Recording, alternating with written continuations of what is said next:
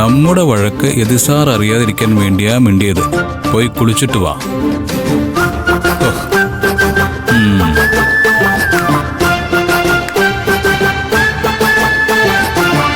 എടോ ഞാൻ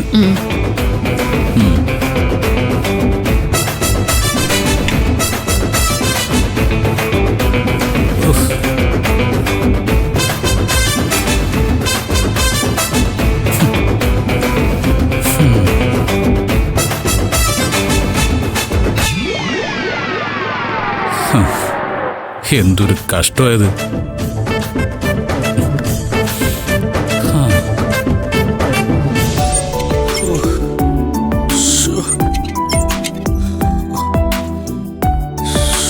എന്തൊരു വെയിൽ. സാധനങ്ങളെല്ലാം വാങ്ങിച്ചോ?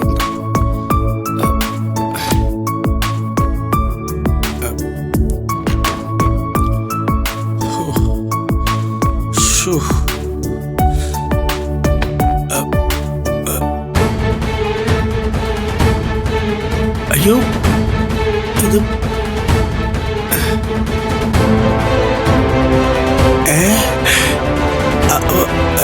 ഇത്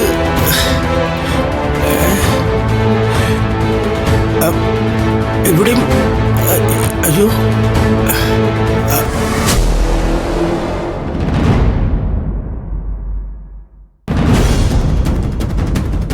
അയ്യോ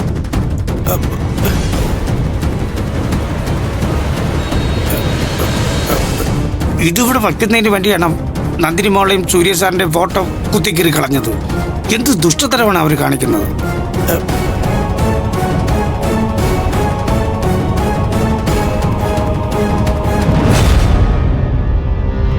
രാജേട്ടാ,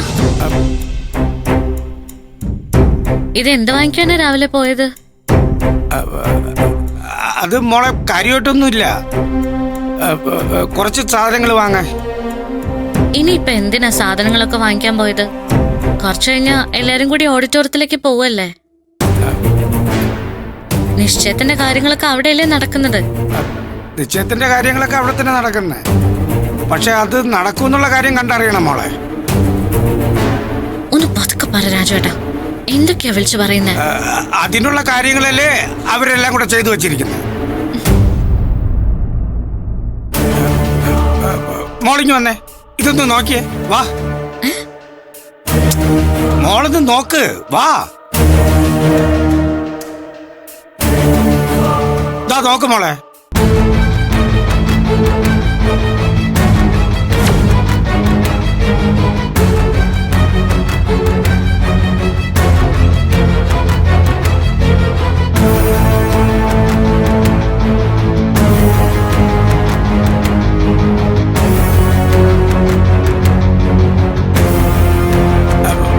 മോളെ ഇതൊക്കെ മോളെ, ഇത് മാത്രമല്ല, ദാ ഇത് നോക്ക്, ദോ അത് നോക്ക്, ദാണ്ടെ അവിടെ കണ്ട, ദോണ്ടെ അവിടെ നോക്ക്.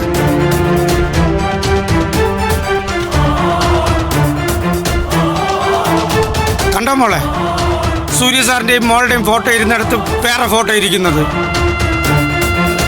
ഇതൊക്കെ കരുതിക്കൂട്ടി ചെയ്യുന്നതല്ലേ മോളെ? അതവരുടെ ഇഷ്ടം.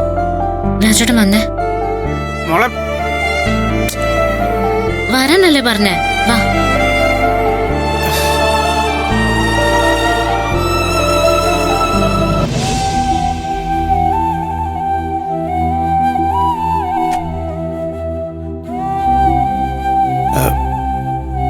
മോളെ നന്ദിനി. ആ രാജേട്ടാ, ഇവിടെ ഇപ്പൊ കുറച്ച് പണി ഒതുക്കാനുണ്ട്. പെട്ടെന്ന് അതൊക്കെ ചെയ്യാൻ നോക്കാം. മോൾക്ക് ഇതൊക്കെ എങ്ങനെയാ ചെയ്യാൻ പറ്റുന്ന മോളെ? ഒരു വിഷമവും തോന്നുന്നില്ലേ മനസ്സിലെ? ഞാൻ വിഷമിച്ചിട്ട് എന്താ കാര്യം? എനിക്കൊന്നും തോന്നുന്നില്ല. ഇതൊക്കെ ചെയ്യുന്നതുകൊണ്ട് അവർക്ക് എന്ത് സന്തോഷാ കിട്ടുന്നതെന്നാ ഞാൻ ആലോചിക്കുന്നത്. മോൾക്കൊന്നും തോന്നില്ല. പക്ഷെ സൂര്യ സാറ് താഴെ ഇറങ്ങി വരുമ്പോ അതൊക്കെ കണ്ട എന്തായിരിക്കും അവസ്ഥ? അവര് മാത്രമുള്ള ഫോട്ടോ, അതിൽ സൂര്യ സാറും ഇല്ല, മോളും ഇല്ല. അതിന് രാജേട്ടൻ എന്തിനാ ഇത്ര ദേഷ്യം? യോഗ്യരായവരുടെ ചിത്രങ്ങൾ ചുമരിൽ തൂങ്ങും. യോഗ്യതയില്ലാത്തവര് അതിനെക്കുറിച്ച് ചിന്തിക്കേണ്ട കാര്യമില്ല. ഇന്ന് പ്രധാനപ്പെട്ടൊരു ദിവസം, വേദയുടെ വിവാഹ നിശ്ചയം നടക്കുന്ന ദിവസം. അന്ന് വേറൊരു കാര്യം ചർച്ച ചെയ്യാൻ പാടില്ല. അങ്ങനെ പ്രധാനപ്പെട്ട ദിവസമാണെന്ന് അവരും ആലോചിക്കണ്ട മോളെ. സൂര്യ സാർ ഇത് കണ്ടോണ്ട് വന്ന് എന്താ സംഭവിക്കുന്ന അവർക്കറിയില്ലല്ലോ. അപ്പോ കരുതിക്കുട്ടിയല്ലേ മോളെ ചെയ്തത്? വിവാഹ നിശ്ചയത്തിന്റെ ദിവസം പോലും സാറിനെ സ്വസ്ഥമായിട്ടിരിക്കാൻ സമ്മതിക്കില്ല എന്ന് തീരുമാനിച്ചിരിക്കല്ലേ അവര്. ഇതിന്റെയൊക്കെ പിറകിൽ അവളാ, ആ അരിത. അവളെ മിക്കവാറും സാറിന്ന് കൊല്ലും. രാജേട്ടാ, നമ്മളൊന്നും കണ്ടിട്ടുമില്ല, നമ്മളൊന്നും അറിഞ്ഞിട്ടുമില്ല.